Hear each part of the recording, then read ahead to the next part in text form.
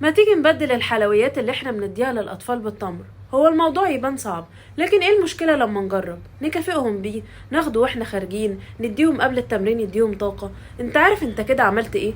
رفعت المناعة، زودت التركيز، اديتهم طاقة، اديتهم فيتامينات ومعادن اللي انت بتدفع فيها فلوس قد كده، عالجت الأنيميا، حافظت على صحة عظامهم، علمتهم عادة صحية وسنة نبوية.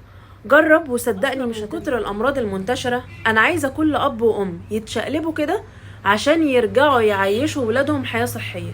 وعارفة ان الموضوع صعب، وعارفة ان هو عايز مجهود، بس من كتر ما الأطفال دلوقتي بقى بيجيلها سكر ومقاومة انسولين عادي جدا، لازم نحاول نعمل اللي علينا. والله لو قلتلكوا كم الحالات الأطفال اللي بقى بتجيلنا العيادة عندها مقاومة انسولين، والله هتزعلوا جدا.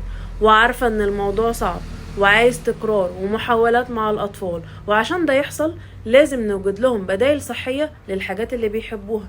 يعني مثلا بيحبوا الحلويات، نحاول نديلهم التمر أو نعمل لهم وصفات فيها تمر. بيحبوا الشيبسي، ندخلهم في نظامهم الغذائي الفشار.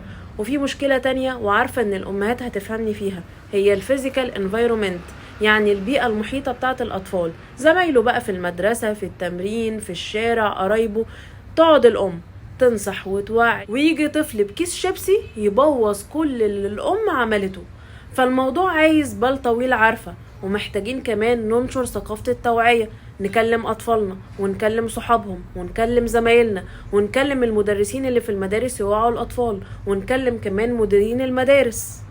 خلي بالكوا الأطفال بتنسى غيرنا، بيحتاجوا كل شوية نفكرهم ونوعيهم ونحكي لهم قصص مناسبة لسنهم عن أضرار الحلويات.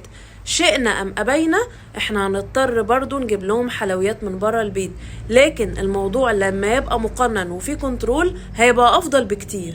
وخلي بالك الطفل اللي انت شايفه دلوقتي صغير بكرة يكبر وبسبب العادات الغلط هيبقى معرض للسمنة وأمراض القلب والضغط والسكر. فالموضوع فعلا كبير ومحتاج فعلا ان احنا نبذل مجهود من بدري. وفي وسط ده كله لازم ابنك يمارس الرياضة، لأن الرياضة هتحميه من أمراض كتير في المستقبل، الجسدية والنفسية. وكمان هتكون شغلت باله بحاجة مفيدة بدل ما يفضل قاعد على الموبايل والتاب. أنا دكتورة داليا يوسف، أخصائي التغذية العلاجية والإكلينيكية. قولي إذا كان مشاكل العادات الغذائية الغلط دي بتواجهك مع ابنك ولا لأ، وهل حاولت قبل كده تحلها، وإيه الحلول اللي حضرتك شايفها مناسبة؟